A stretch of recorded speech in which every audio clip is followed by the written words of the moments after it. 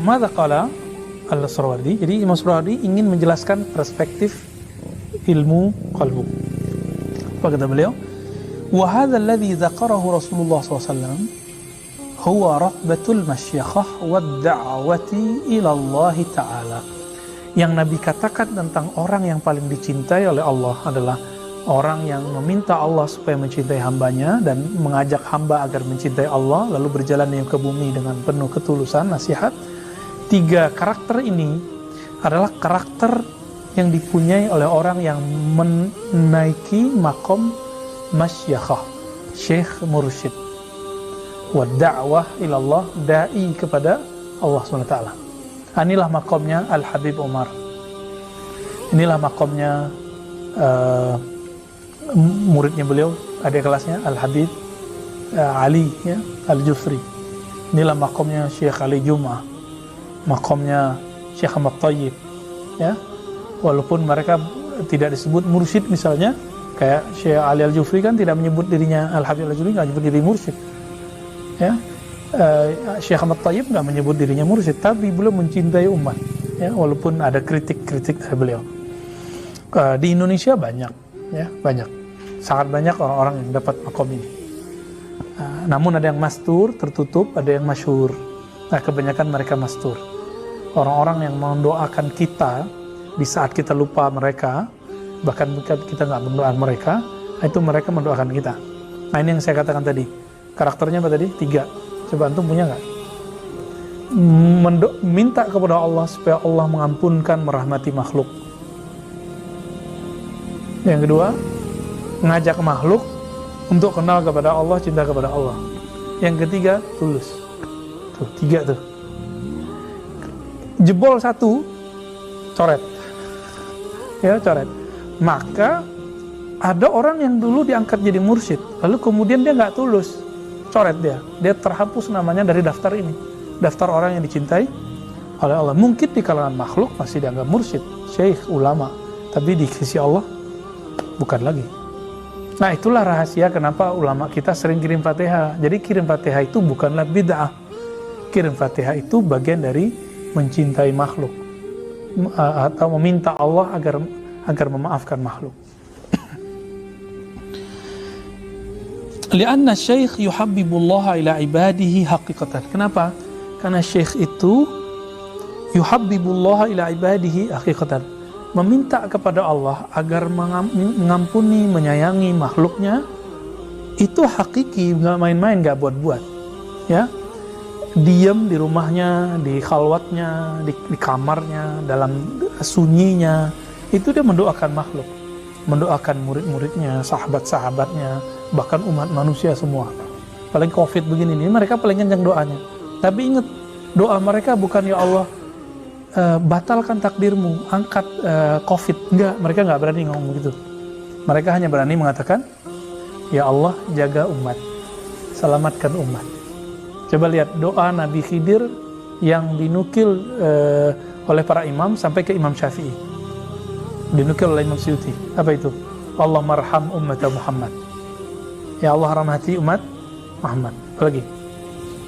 Allahumma aslih umat Muhammad, ya Allah perbaiki kerusakan umat Muhammad. Apalagi? Allah majbur umat Muhammad, ya Allah bantu umat Muhammad atau unsur umat Muhammad.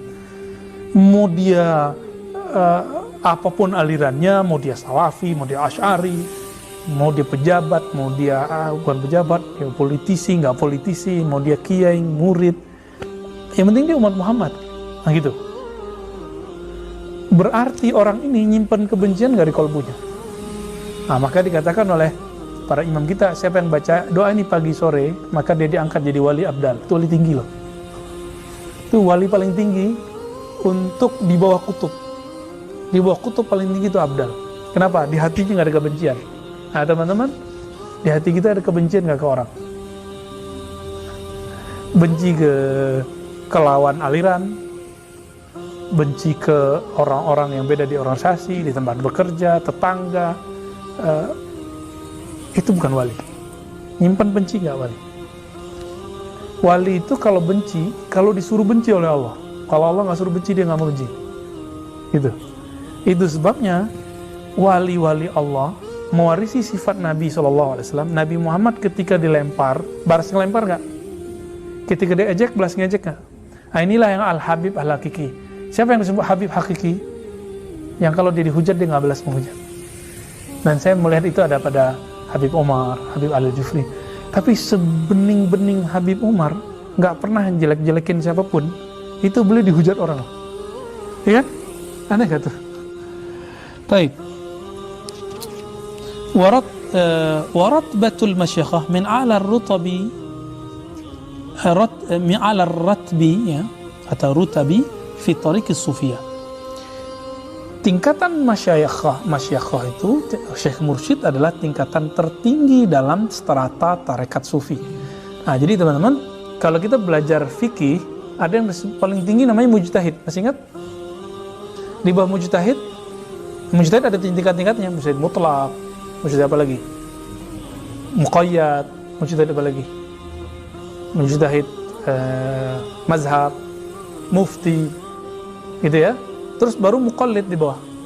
Itu istilah muqallid itu kalau di dalam tarekat sufi disebut murid. Mujtahid itu di kalangan sufi disebut dengan kutub. Makanya coba 4 imam mazhab yang bertahan itu imamnya siapa? Nah, kenapa? Karena kutub itu memang dikenalnya 4 kutub utama. Nanti ada kutub-kutub yang lain. Tapi kalau kutub dunia memang 2, utara dan selatan. Jadi setiap ilmu ada fannya. Dalam ilmu hadis ada yang disebut Al-Hafiz. Al-Hafiz adalah gelar tertinggi dalam hadis. Di zaman Nabi ada nggak gelar ini? Nggak ada. Bid'ah nggak? Enggak. Ini ilmu yang sah, mustaqil. Jadi istilah Syekh Mursyid, Arif Billah di kalangan sufi, mujtahid di kalangan ahli fikih, usul fikih, hafiz atau imam hadis di kalangan ahli hadis, itu semua istilah baru, tidak ada di zaman Nabi, lalu diadakan sekarang. Diadakan di zaman setelah Nabi. Bid'ah? Enggak. Kenapa orang kemudian sentimen dengan sufi? Karena nggak mengerti analog ini, gitu. Nggak bisa memajangnya secara al-kul bil kul, ya, secara tepat. Akhirnya yang terjadi, oh dulu di zaman Rasulullah nggak ada tasawuf. Ya berarti di zaman Rasulullah nggak ada fikih juga dong. Di zaman Rasulullah nggak ada ilmu hadis juga dong, kan gitu jadinya. Nah, enggak, kita nggak ngomong gitu. Di zaman Nabi ada nggak hadis sahih dan hadis dhaif? Nggak ada. Terus ketika dalam tarekat sufi juga sama. Ada ma'rifat yang sahih, ada ma'rifat yang batil. Ada sama. Rawi yang dhaif, ada rawi yang sahih. Di kalangan sufi ada syekh yang kamil, ada syekh yang ghairu kamil. Artinya sama. Syekh yang bagus, syekh yang tidak bagus. Jadi sebagaimana dalam ilmu hadis rawi biasa dikritik, maka jangan heran kalau ada ahli sufi dikritik. Itu biasa aja. Dalam fikih biasa nggak kritik mengkritik? Biasa, gitu. Jadi jangan lagi kaget dengan ikhtilafat perbedaan itu. Baik. Nah, namun teman-teman, apa yang ajib dari penjelasan hadis ini? Beliau mengatakan mujtahid ke dalam usul fikih, hafiz, kalau dalam tradisi ahli tasawuf, masyakhah, syekh mursyid. Ini adalah niyabah, ya, fi tariqis sufiyah wa niyabatut nubuwah, ya, dan niyabah mewakilkan kenabian fi du'a ilallah, ya. Ratbatil masyakhah itu adalah tingkat tertinggi dalam sufi, dan mereka adalah pewaris atau wakil Rasulullah di zaman ini. Jika di kalangan penghafal, jadi ahli hadis, imam ahli hadis sebagai naibnya, wakilnya Nabi. Di kalangan ahli hukum mujtahid, di kalangan ahli tasawuf syekh mursyid, gitu ya. Kenapa harus begitu? Karena ahli fikih tidak menyentuh persoalan qalbu, benar nggak? Ada nggak pembahasan di rukun 13 yang kita pelajari di mazhab Syafi'i, bab khusyuk, bab bagaimana cara menikmati bacaan, ada nggak? Nggak ada, ya. Adakah dalam ilmu akidah, ilmu kalam, cara mentalkinkan zikir? Nggak ada. Adakah di kalangan ahli hadis cara mendamaikan dua hadis yang bentrok? Satu hadis mengatakan boleh, satu hadis yang tidak boleh. Nggak ada. Itu adanya di fikih. Nah, lalu praktek secara kamilnya itu ada di kalangan sufi. Taib. Fa'amma wajhu kauni syekh yuhabbibullaha ila ibadihi fa'alana syekh yasluku bil murid tariqal iktida' bi Rasulullah. Nah, kenapa para syekh mursyid yang hakiki itu boleh disebut wakilnya Rasulullah? Karena dia membimbing murid, yasluku bil murid, membimbing murid untuk apa? Tariqal iktida' bi Rasulullah, cara mengikuti Nabi mulai dari adab yang kecil sampai kepada adab rohani, gitu. Nabi itu zikir bergetar. Teman-teman ini berzikir nggak bergetar, berarti belum dapat tekniknya. Nah, teknik ini yang punya nggak ahli fikih, nggak ada ahli fikih punya. Siapa yang punya? Ahli sufi. Berarti sufi itu ahli bid'ah nggak? Gitu. Ya enggak. Justru mereka menyimpan beberapa sunnah yang tidak dipegang oleh ahli yang lain, gitu. Sebagaimana tidak semua sufi mengerti hadis, begitu juga tidak semua ahli hadis mengerti sufi.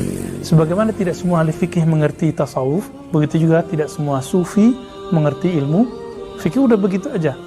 Namun kalau ada yang mengerti semua, wah ini namanya mujtahid mutlak udah. Dan itu saya belum ketemu di zaman ini.